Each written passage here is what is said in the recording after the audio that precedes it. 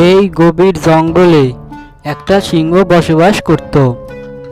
সিংহটা খাবারের সন্ধানে জঙ্গলে ঘুরতেছিল আর বলতেছিল, চাই চাই চাই, একটা শিকার পাই, অমনে ধরে খাই। নাই নাই নাই, তবে একটা শিকার পাই, তবে ধরে খাই। আজকে একটা শিকারও পাই নাই, খিদের জ্বালায় তো মরে যাই।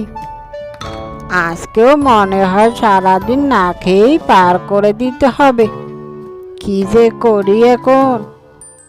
হঠাৎ করে সিংহটার চোখ যায় উঁচু পাহাড়ের উপরে। আর তখন দেখতে পায় দুটি ছাগল ঘাস খাচ্ছে আর বলতে লাগলো, আহা, কি মজা, কি মজা, সেই স্বাদ। এত স্বাদ কে? এত সুন্দর ঘাস, পেট ভরে খাই, কে বাড়ি যাই। ছাগল দুইটাকে দেখে সিংহ চিন্তা করলো, এত উঁচু পাহাড়ে উঠে ছাগলটাকে কিভাবে ধরে খাবো? আমি যে উঁচু পাহাড়ে উঠতে পারি না। যাক, এখানে দাঁড়িয়ে সময় নষ্ট করা যাবে না।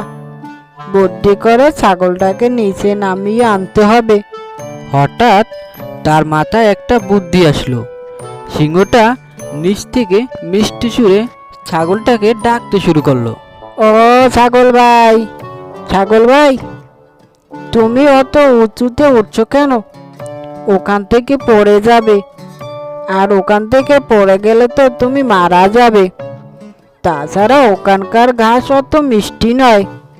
তুমি এখানে এসো, মানে আমি যেখানে দাঁড়িয়ে আছি, এখানকার ঘাস খুব সুন্দর ও সুস্বাদু ও মিষ্টি। তুমি এখানে আসো, আর এখান থেকে পড়ে যাওয়ারও ভয় নাই। তাই বলছি কি, তুমি এখানে আসো। সিংহর চালাকি বুঝতে পেরে ছাগল বলল, মাফ করো সিংহ মামা, আমি যে নিচে নামতে পারবো না।